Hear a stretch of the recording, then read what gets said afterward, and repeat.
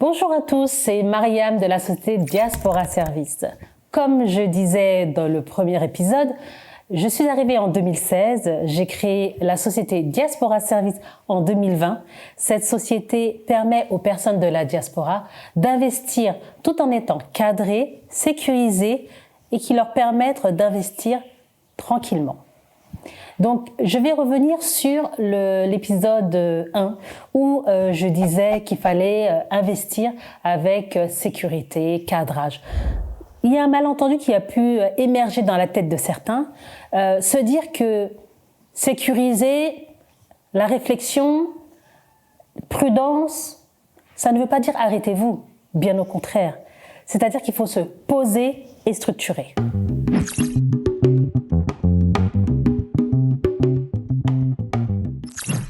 Quand on veut investir de manière cadrée, on va mettre la sécurité devant. On va mettre le danger, c'est-à-dire que on réfléchit, on met un pas en arrière, on observe. C'est comme si je vous disais, vous prenez une map et vous mettez les jalons. Ok, d'accord, on veut aller dans ce sens-là. Ok, qu'est-ce que je mets en place? Ce que je peux vérifier sur le terrain, j'ai remarqué que les personnes qui sont structurées, c'est pas qu'elles reculent, bien au contraire, elles agissent peu, mais bien. En fait, c'est comme ça qu'on doit avancer dans l'investissement. Il faut réfléchir. Tu peux hésiter, il n'y a pas de problème. Je ne te dis pas d'aller et de foncer tête baissée, pas du tout. Mais tu te poses, tu vois, tu réfléchis et on y va. Et malheureusement, quand on investit trop rapidement, en fait, c'est comme si on investissait deux fois. Parce que la première, c'est tu investis, il n'y a pas de souci. Mais quelques temps après, tu te rends compte que tu t'es un peu beaucoup planté et donc tu dois reprendre à zéro. L'erreur est là. Et cette erreur, dans le tout début, quand je suis arrivée, je m'y suis collée.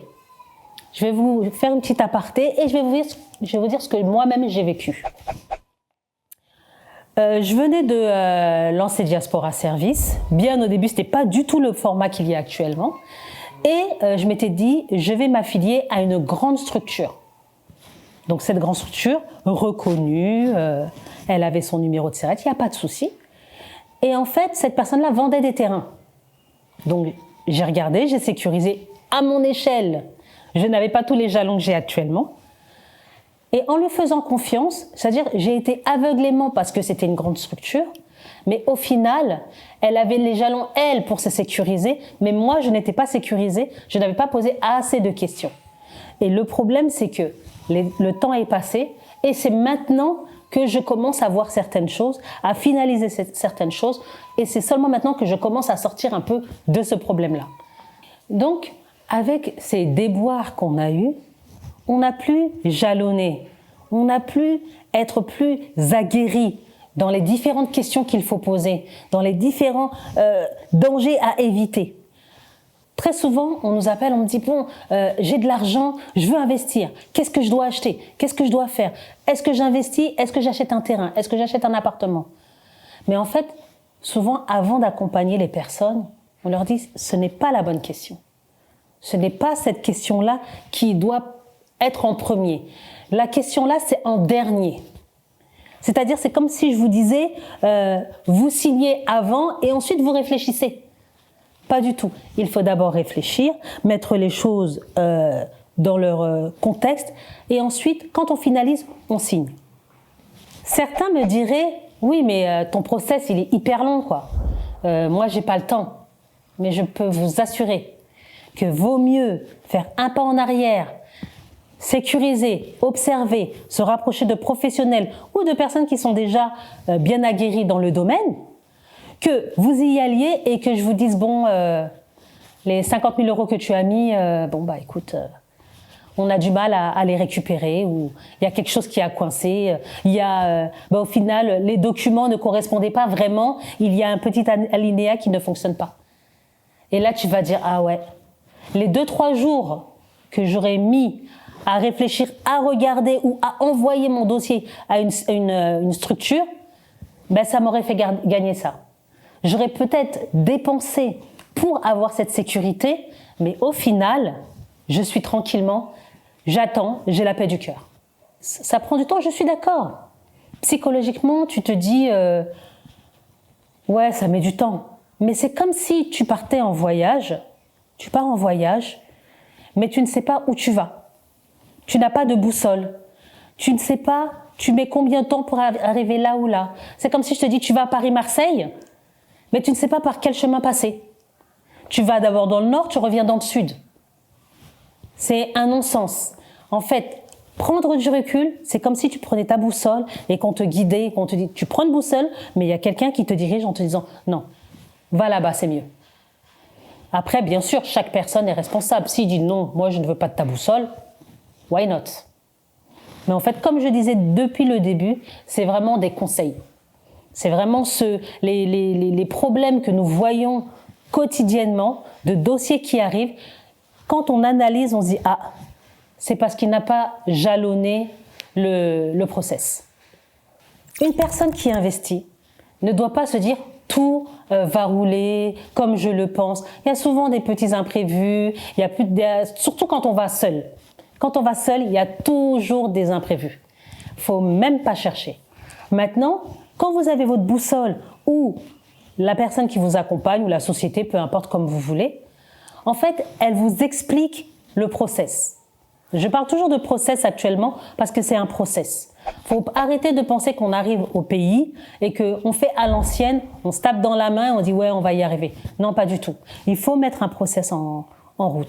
Quand le process est là, ok, s'il y a ça qui se passe, tu bifurques de ce côté-là.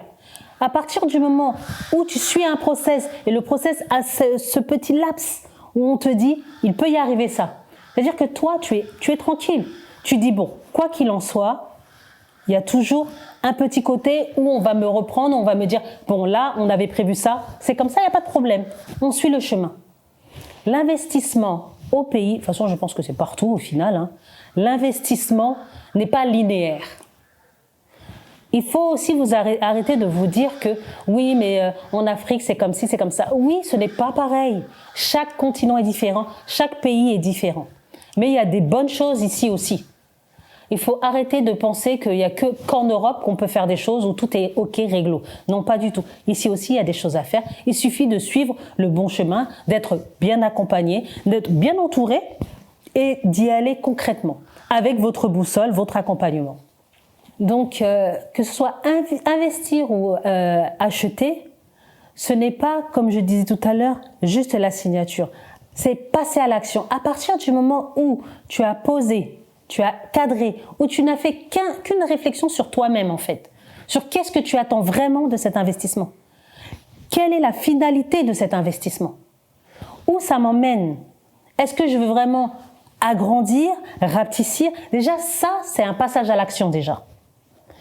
Il ne faut pas se dire, ouais, bon, bah, je suis à la maison où je réfléchis comme ça et je n'ai rien fait. Non. Déjà, rien que changer de paradigme, déjà, ça change beaucoup dans votre processus pour avancer dans votre projet, aussi bien d'investissement que d'achat.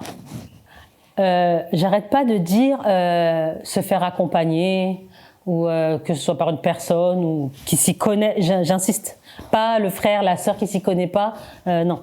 Se faire accompagner par une structure, bon moi je suis une structure donc je vais parler de structure, vous allez me dire oui mais j'ai pas les moyens. Non, il ne faut pas le prendre comme ça en fait, parce que en faisant ça justement tu gagneras sur le fait que tu gagneras aussi bien psychologiquement, tu seras accompagné, il y aura une structure avec toi qui t'apaisera, quand tu auras des doutes, tu reviens vers cette personne, elle te fait gagner du temps et de l'argent. Du temps et de l'argent, parce que le temps, elle va te faire gagner des mois, même des années. De l'argent, ce que tu aurais perdu, est-ce que tu es prêt à perdre plus de milliers d'euros parce que tu n'as pas su te faire accompagner? En fait, tu gagnerais peut-être 5, 10, 15 fois. Combien de fois de plus juste en te faisant accompagner? Et ça, je ne le dis pas de moi-même. Si vous demandez à des personnes qui se sont fait accompagner, ils vous diront la même chose. Et la chose aussi, quand on se fait accompagner, la structure qui vous accompagne, elle va observer votre façon d'être. Elle va vous questionner sur vous, ce que vous attendez. Elle va vous diriger sur les possibilités. Ou si vous êtes vraiment hors cadre, elle va vous ramener dans le cadre en disant « Attention, on vous a dit ça ». Parce que ça, je l'entends beaucoup. Hein. Oui, mais on m'a dit que. Oui, mais telle personne a eu que. Non, c'est pas parce que vous investissez dans un domaine, la personne a investi dans le même domaine que vous allez avoir les mêmes résultats. Donc ça dépend vraiment de votre façon d'être, ce que vous êtes capable de supporter. Vous n'y allez pas tout seul. C'est comme si, en fait, vous et la structure, vous êtes une équipe, en fait. Donc sur ce sens-là, il est 1000 fois mieux de se faire accompagner, à moins que vous êtes joueur. Comme j'aime bien dire, si tu es joueur, vas-y. Si tu sais que cet argent que tu vas investir, tu n'attends pas après cet argent, que tu le perdes ou non, ça te dit rien. Oui, je te dirais, ne te fais pas accompagner.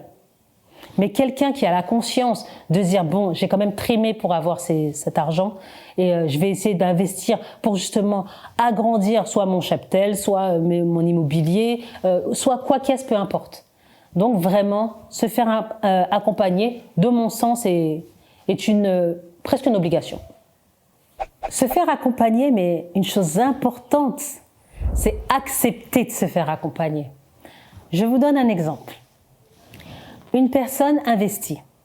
On lui dit, écoute, là, c'est un bon investissement, mais attention. Là, on met un bémol sur ce côté-là. La personne dit ensuite, non, moi, j'ai telle personne qui l'a fait, ça a marché, donc je veux y aller. On lui dit, attention, ça, c'était il y a quelque temps, peut-être que ça a matché. Mais là, il faut faire attention. Nous, on ne préfère pas. La personne reste têtue, le fait. Parce qu'au final, c'est la personne qui est responsable, donc il le fait. Il se casse les dents. Et après, il revient en nous disant, bah ouais, mais je pensais parce que moi, on m'avait dit que c'était bon, pas qu'une personne, pas deux personnes. En fait, se faire accompagner, c'est pas simplement se faire accompagner, c'est d'écouter les professionnels qui vous dirigent. L'investissement, c'est une course de fond, ce n'est pas un sprint. Ce n'est pas « j'ai entendu que »,« il a fait que »,« ah, tu as vu telle personne sur Facebook, TikTok, Insta ou qui tu veux, ou où tu veux que ce soit, a réussi ». Non. En fait, il faut se poser. Il ne faut pas essayer de copier. De nos jours, c'est ça. C'est celui qui a fait « je veux faire la même chose ». Non. Conclusion de la chose, on se rappelle que la première fois, on disait « n'investissez pas vite ». Là, on dit réfléchissez, mais allez-y, passez à l'action. Il n'y a pas de souci dessus. Nous vous encourageons, mais faites-le intelligemment. Intelligemment, ce n'est pas à l'esprit, c'est toujours jalonner, structurer, cadrer et y aller. Merci de nous avoir écoutés. Comme je disais, ici, on ne se presse pas, on sécurise.